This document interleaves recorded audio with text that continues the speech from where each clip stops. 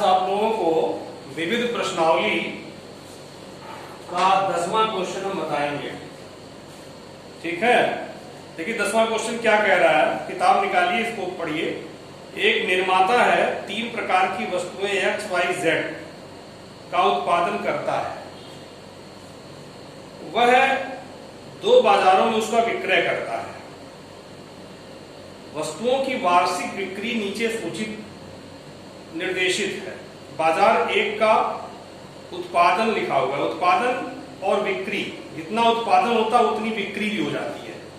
तो बाजार फर्स्ट जो है वो 10,000, 2,000 और 18,000 है ना, ये वार्षिक बिक्री दिया हुआ है। बाजार सेकंड का दिया है 6,000, 20,000 और 8,000। पहला खंड है, यदि एक्स वाई तथा जेड की प्रत्येक इकाई का विक्रय मूल्य क्रम से 2.5 रुपए, 1.5 रुपए और 1 रुपए है, तो प्रत्येक बाजार में कुल आय रेवेन्यू आव्यूह बीजगणित की सहायता से ज्ञात कीजिए। देखिए हमने ए पहले मान लीजिए, ए को आव्यूह मानेंगे हम, जो बाजार में बिक्री हो रही है, उत्पादन होने के पश्चात जो बिक्री हो रही है उसको आव्यूह ए माने। तो बाजार फर्स्ट का देखिए 10,000 बिक्री, 2,000 बिक्री और 18,000 बिक्री, ये आपका वार्षिक बिक्री है। वार्षिक बिक्री किसी वर्ष ये रहा, दूसरे वर्ष ये, तीसरे वर्ष ये। फिर बाजार सेकंड का ये है। तो आव्यूह ए हमने बिक्री को बना लिया, जो उत्पादन हुआ वही बिक्री भी हो गई, बाजार फर्स्ट और बाजार सेकंड का। इसके बाद देखिए बी हमने बनाया, आव्यूह बी, जो प्रति वस्तु विक्रय मूल्य, एक वस्तु का विक्रय मूल्य 2.5 रुपए है। फिर दूसरे प्रकार की जो वस्तु है उसका प्रति वस्तु मूल्य, विक्रय मूल्य 1.5 रुपए से 1 रुपए है। ये विक्रय मूल्य की सूची हुई, इसको हमने बना दिया स्तंभ आव्यूह में। ये 2x3 का आव्यूह है। देखिए 2 पंक्तियां हैं और 3 स्तंभ है, 2x3 का। और ये 3x1 का आव्यूह, 3 पंक्तियां हैं और 1 स्तंभ है।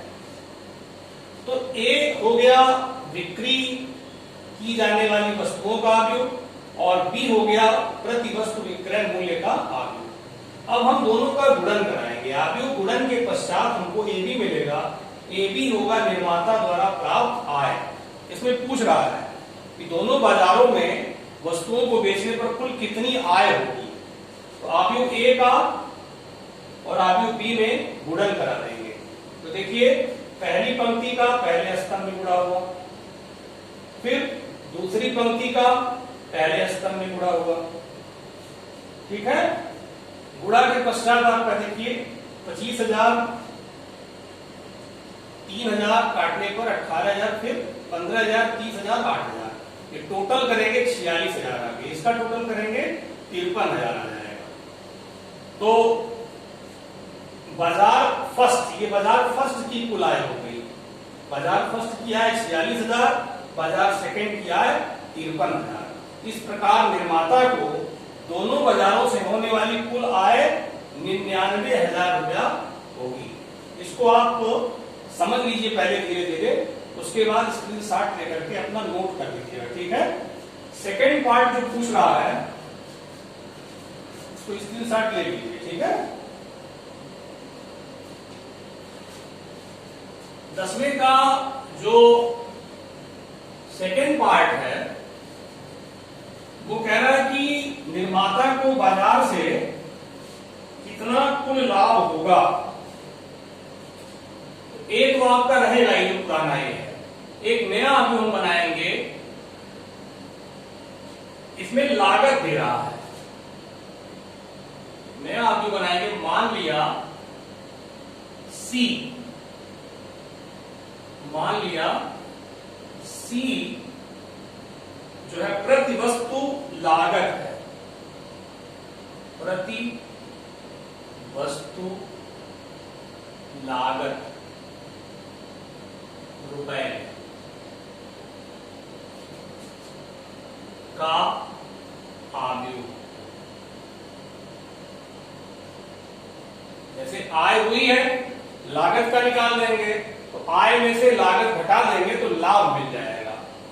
तो चूंकि ये लागत दे रहा है, प्रतिवर्ष लागत इसका आप भी बनाएंगे, स्तंभ आप भी नहीं बनाएंगे। देखिए 2 रुपया, 1 रुपया और 50 पैसा। 50 पैसा माने 0.5 कर लीजिए या तो 1/2 कर लीजिए। रुपए में है 2 रुपया, 1 रुपया और आधा रुपया 50 पैसे। ठीक है, ये आपका सी हो गया। एसी जब करेंगे आप तो एसी हो जाएगा निर्माता की कुल लागत। निर्माता की कुल लागत यहां आ जाएगी।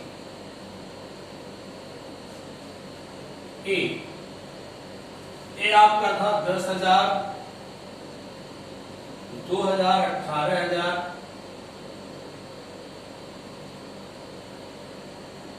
6,000, 20,000, 8,000।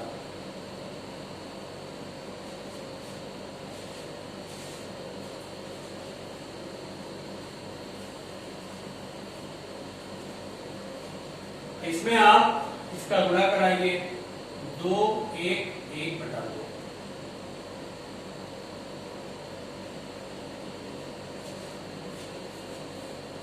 तो देखिए पहली पंक्ति का गुणा पहले स्तंभ में 10,000 गुणे 2 धन 2,000 गुणे 1 धन 18,000 गुणे 1/2। फिर दूसरी पंक्ति का पहले स्तंभ में 6,000 गुणे 2 धन 20,000 गुणे 1 धन 8,000 गुणे 1/2। अब देखिए AC इक्वल टू ये आपका हो जाएगा 10 दूनी 20,000, 20 2 22,000, 22 और 9 29,000, 22 और 9 31,000, 20 2 22 9 31,000, 6 दूना 12, 12 2 14 और 14 4 18,000। ये कुल लागत आ गई।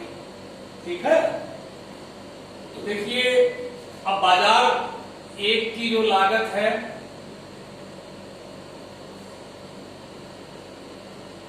कितनी आ गई, 31,000 रुपए। तो बाजार एक से लाभ कितना हुआ, से लाभ बाजार एक से आए देखिएगा आप पहले वाले खंड में तो 46,000 था।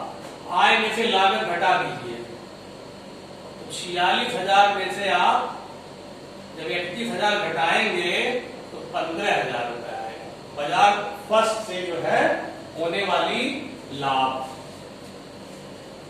और बाजार सेकंड से लाभ, बाजार सेकंड से लाभ 46 आया था, उसके बाद एक आया था 53,000। बाजार सेकंड से आई कितनी आई थी, 53,000 लागत आपकी है यहाँ पर। तो 53,000 में से लागत 18,000 घटा देंगे, ये आ जाएगा 35,000। 35,000। अब देखिए कुल लाभ जो है, कुल लाभ 53,000 उसका देख लीजिएगा, 53,000 आया था, 53 46 53 46 कुल कितना 99,000 हो गया था। इसमें कुल कितना हो गया, ये हो गया 49,000। तो कुल लाभ कितना हुआ, कुल लाभ जो है 15,000 धन 35,000, ये हो गया आपका 50,000। ठीक है, देख लीजिए इसमें कुछ कैलकुलेशन हो सकता है भाई, कैलकुलेशन में कोई गारंटी नहीं होता है ना। तो इसका जो है एक बार चेक कर ले, 6 गुना 12, 12 2 6,000 गुणे 2 20,000। सॉरी ये 20,000 है, ये 2,000 नहीं है, 20,000 है ये वाला। ये 20,000 गुणे 1 गुणे 1 तो 6 दूनी 12 और 20, 12 20 32, 32 4 36,000 ये होगा। देखिए गलत हो जा रहा था, 20,000 ये था, हमने 2,000 लिख दिया था, तो 36,000। तो ये आपका हो जाएगा बाजार फर्स्ट की लागत 31,000, लाभ ये हो गया, ये आपका 36,000 आ जाएगा। तो ये आ जाएगा 17,000। यहां 20,000 की जगह 2,000 लिख दिए थे, तो 15,000 उसका हो गया लाभ और 17,000 इसका लाभ हो गया। कुल लाभ कितना हो गया? 32,000। इसका मतलब निर्माता को कुल लाभ होगा 32,000। ठीक है, ये आप लगा दीजिएगा, इसका स्क्रीन ले सकते हैं। अब आइए देखिए, एक राउंड बता दिए थे, 12वां क्वेश्चन देखिए। 12वां क्वेश्चन गणितीय आगमन सिद्धांत से सिद्ध करना है। गणितीय आगमन सिद्धांत आप लोग जो है क्लास फर्स्ट ईयर में पढ़ चुके हैं। क्लास फर्स्ट ईयर में गणितीय आगमन सिद्धांत था, उसमें यह था कि सभी प्राकृतिक संख्याओं के लिए कथन की सत्यता का परीक्षण करना था, सभी प्राकृतिक संख्या के लिए। तो उसमें हमने बताया था आपको, स्टेप 1 n बराबर 1 के लिए सत्यता का परीक्षण करते हैं। फिर स्टेप नंबर 2 मान लेते हैं कि n बराबर k के लिए कथन सत्य है, और स्टेप 3 में फिर n बराबर k+1 के लिए उसको सिद्ध करते हैं कि सत्य है या नहीं। अगर k+1 के लिए सिद्ध हो जाता है तो इससे ये सिद्ध हो जाता है कि सभी प्राकृतिक संख्याओं के लिए कथन सत्य है। तो ये फर्स्ट ईयर में आप पढ़ चुके हैं। इसी पे काम होगा 12वां क्वेश्चन, देखिए ध्यान से। 12वां,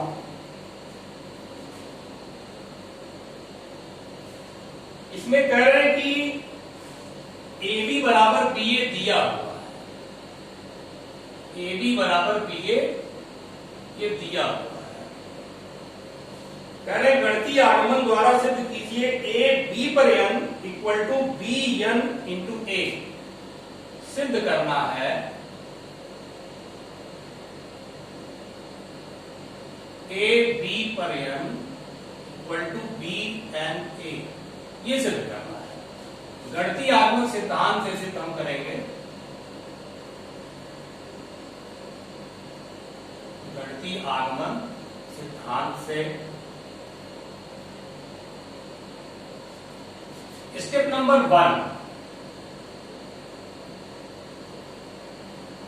for n equal to 1, n equal to 1, इसमें n इक्वल टू 1 भरिए, AB1 B1A, तो ये सिद्ध हो गया। n बराबर 1 के लिए कथन सत्य है। अतः n बराबर 1 के लिए कथन सत्य है। स्टेप नंबर 2, स्टेप 2 में हम कहते हैं मान लिया n बराबर k पर कथन सत्य है।